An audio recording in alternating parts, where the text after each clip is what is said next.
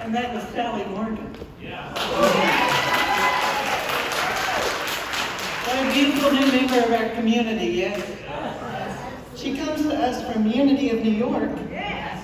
And actually, Elaine and Camille have seen her on Broadway because Unity of New York meets on Broadway. Because just like Unity of Gulfport meets in a casino, Unity of New York meets on Broadway. Thank you, Sally, for that song. So if you were here last week, you know the tie-in for that song, because I mentioned that song in my message last week, how that has been a song that has weaved in and out throughout my life. And my son and my grandsons are here this week, and they were supposed to be here today, but the little ones are a little overtired, so they're resting. Yes, because I was going to have him stand up because he's 6'6". That little boy I bought that chair for in his nursery, he's now 6'6". And so I was going to have him stand up to show you he doesn't no longer fits in that little chair. But it served its purpose.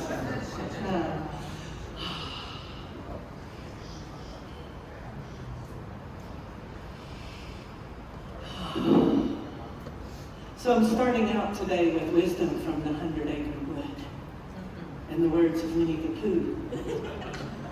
Just because an animal is large, it doesn't mean he doesn't want kindness. However big Tigger seems to be, remember that he wants as much kindness as room. No matter how big we are, we still want and need that love and kindness. So I'm so fortunate and grateful and thankful to be able to share the message today with Master Amaka. I took care of the second agreement for you, and I'm going to take care of the third agreement. Don't make assumptions. My very first day in the Marine Corps, surprise, at boot camp at Paris Island, it was our first lesson. Don't assume. At Paris Island in my day, women Marines had women Marine drill instructors, except in the classroom we did have some male DIs. Other than that, we were totally segregated. We were on different parts of the island, and male recruits, we didn't see them, they didn't see us. But now, just this past year, that changed. Now, women Marines can be drill instructors for male recruits, and male drill instructors can be drill instructors for female recruits. And you know what? They're all Marines. But on day one of training, a very stern male DI came into the classroom, and he wrote on the chalkboard. He had his back to us, and he wrote real big the word assume. Then he turns around and looks at us all, eye to eye, every one of us. And he turned back around and he took that chalk and made a big slash between the S and the U, and the U and the M, dividing that word assume into 3 words. And he looked at that, and he said, while you're here at Paris Island, you will not assume, because it will make an ass of you, and it will make an ass of me. And you will not make an ass of me. So we learned very directly and with great clarity that we would not be making assumptions during our time on Paris Island. So last week I talked about that first agreement, be impeccable with your word. And Omaka shared beautifully and powerfully today about the second agreement, don't take it personally. Now, let's see what we have to know about the third agreement. Don't make assumptions. We all do every day when something doesn't go the way we want. When my daughter-in-law sent me a text and said, I'm so sorry, we're not going to make it this morning. I could have made up a whole story. I could have made up a whole fantasy about that. But I'm not going to make assumptions, and I'm not going to take it personally. The boys just don't feel good. And I saw that yesterday. I took them fishing. I'll tell you, I grown up. Paul and I took them fishing yesterday. We went to a movie the night before. They've been at the beach every day. You know, you can make those stories up in your life. And you might imagine at work when you walk by some coworkers and they're talking, you can think, oh, they're talking about me. You can make up some story. But you know what? Most people are caught up in their own life. They're not even thinking about you. You think they're thinking about you because it's your life. They're not even thinking about you. It's a furthest thing from their thought to think about you. But you're making up that narrative, and it does seem real, doesn't it? That narrative we make up sometimes seems so real. But you know what? From the teaching of Reverend Laura Ann, I know it's not my business. It's not your business what other people are thinking about you. It's not your business what other people are saying about you. It's just not my business. If I hear, oh, somebody's saying this about you, Reverend Kimberley, I tell you what, you say it and I will hear it. Because somebody's going to come and run to me and tell me.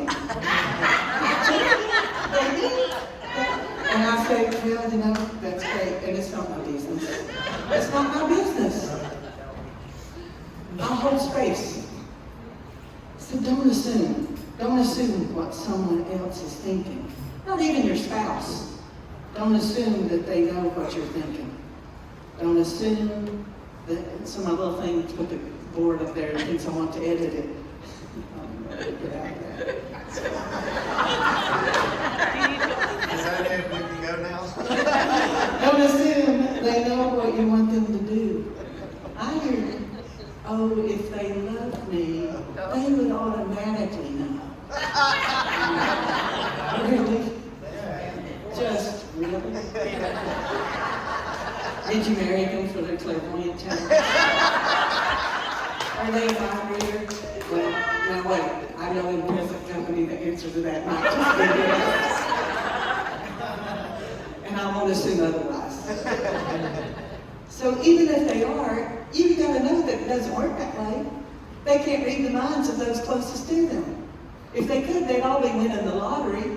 They'd all be winning the lottery every other time. Because they can't read the minds of the people closest to them. So don't get your feelings hurt because your life partner, your wife, your husband, your significant other, your child, your friend didn't realize what you thought they should just know because they love you. Don't assume. Communicate. Communicate. It's simple. And yet so many are afraid to simply communicate. Make that change in your life. Don't assume. Communicate. Stand in your own truth and let them stand in their truth. Respect yourself and respect others. You don't have the right to change them. You speak your truth and let them understand to the best of their ability to understand. You don't assume what they understand. Let them understand to the best of their ability to understand. And know that where we put our attention and where we put our intention, that's where we live. It's what we live. It's our experience of this life. One thing I know for sure, if you teach, you have to live your teaching. I do my best every day. I do my very best to live what I teach. Being in integrity is important to me. Being impeccable in my word. Being impeccable in your word is not always the easy way. It is the correct way. I've committed to this life as spiritual leader, teacher. And I will do my very best to walk the talk, or at least to walk my talk. If you hear me say it, know I'm going to walk it. I'm pretty good at being impeccable in my word to you. If I tell you I'm going to do something, I'll be darned, whatever it takes, I'm going to do it. Sometimes we're not as impeccable in our word to ourselves. In our self-talk, we're not kind, we're not nice, we're not impeccable. We know what we need to do to be healthy. We know the things we should eat, the things we shouldn't eat, and we're always not impeccable with that, with ourselves. We can be impeccable with other people. If we commit to other people, I know you all are. You are impeccable in that word. And I want you to start being as impeccable in the word to yourself as you are with them. Because I know we sometimes fall short. commitment to yourself today. You know what's right. Just do what's right. Do all you can do to be the best you can be. You are the only you in the world. Be you. Be the version of you. The best version of you. It's not required of you to make enormous shifts in life. A small change, a sustainable change, a consistent change, a new habit. Make the 4 agreements your new habit. A few weeks ago when I spoke about wisdom in our 12 Powers talk, I told you that Solomon asked God not for riches, but for wisdom. He was making a commitment to be the best version of himself when he asked that. So in 1 Kings 3:12-13, God said to Solomon, I will do what you have asked. I will give you a wise and discerning heart, so that there will never be, nor never has been, anyone like you. Moreover, I will give you what you have not asked for, both wealth and honor, riches and honor, so that in your lifetime you will have no equal, even among kings. So I say to you, in your lifetime, have no equal. Have no equal. This is your life. If you're not living it, no one else can live it for you. It's your life. Take it up and live it. When you get to the end of this life, I want you to say, I lived my best life and it was great. Not, oh, I missed out on so much. How sad is that? To get to the end of life and say, I missed out on so much. I want you all to be able to say, no, I lived my life. I lived my best life. Ask yourself today, which life are you living? Are you making your post and putting your hashtag best life? Hashtag living my best life? Hashtag doing it? Hashtag yes I am? Because you make your own choices. So far, up until this very moment, you have survived everything that you have been faced with. Your track record is 100%. Oh, yes, it is. You're here, aren't you? You are here. You have survived. Think of all the things you've gone through in your life. All those challenges you faced that you thought were insurmountable. No, they weren't, because you're here. You are here. You lived it. You survived. But you know what? You can't sit back and wait on things to get easier. You got to get better at handling the challenge, handling what you have, for being grateful for what you have, for when you do better with what you have. When you are grateful for what you have, that is when better comes to you, just like the meditation song that Jay and Ophelia and Camille and Tracy sang. When you are grateful for what you have, better things will come to you. I know that is true for you, because here you are. Make that small change and see a big difference. Come on now. Be a difference maker in your own life. Be a difference maker. Thrive. I love that song. And I love that they sang that song today. Thrive. Jay and I are always in sync. Even without planning it. I didn't say, hey, I'm going to use thrive in my message today. Will you sing that song? No. Because spirit is easy. That's right. Yes. Spirit is easy. And it just works out that way. And I love that. You make it real. And you make it true. But if you make it about you, it becomes about you. So don't assume and don't take it personally. Thrive. Pick up the bat.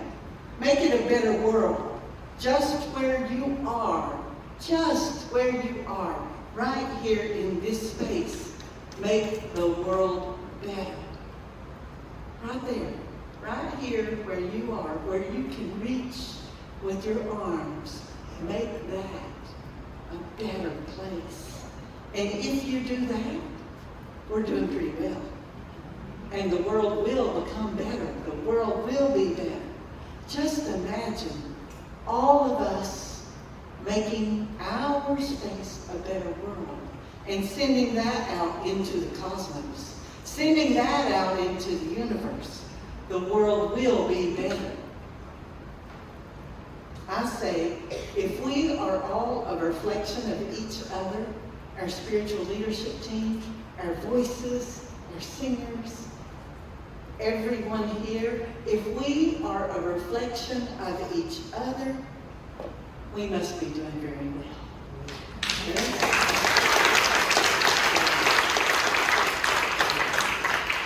Because this is the most amazing group of humans I have ever known. It's up to you. Life can be better. Your life can be better.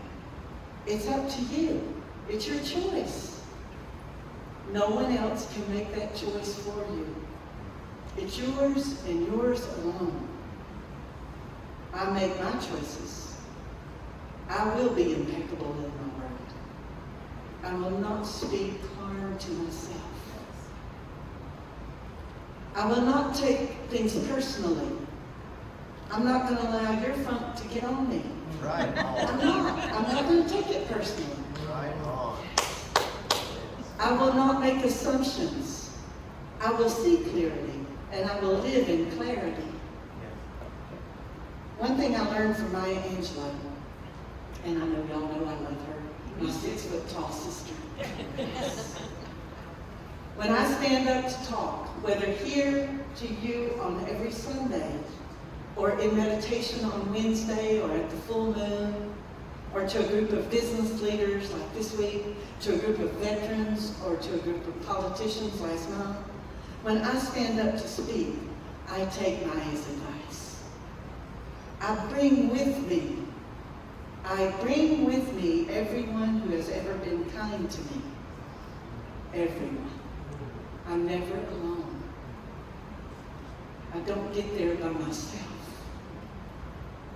Everyone, family, my wife, my sons, friends, strangers, if you ever offered me a kindness or love, I take it with me. Because I can't do it alone. But with all of you, I am powerful. I can be courageous, and I can be humble. I can stand ready to be here for you. I can be your strength because someone else stood for me. When I get a call on a Friday morning from a friend and a congregant who just got word she's in the last days, she said, "Can you come and sit with me?" And we went and sat at the beach for, I think, 2 hours. Just sitting, holding, loving, being kind. And then I get a call on a Saturday morning, just as I'm about to take my grandson's fishing. My friend had a fall last night at the nursing home. They're taking her to the hospital. Can you be there with her? Yes, I will answer that call every time. It's my purpose. It's what we're here for. Be a blessing to someone. And I think that is enough. That's what I want to be. To be blessed and to be a blessing. Yes. That is a beautiful life. No matter how big, how tall, how tough, how brave you assume someone else is, be kind. Be kind. Offer love, kindness, and peace. We all need that. It always gets better, and the best is yet to come. And I am so excited for it. And that's what I am going to know. That's what I am going to know and not assume. The best is yet to come. Thank you.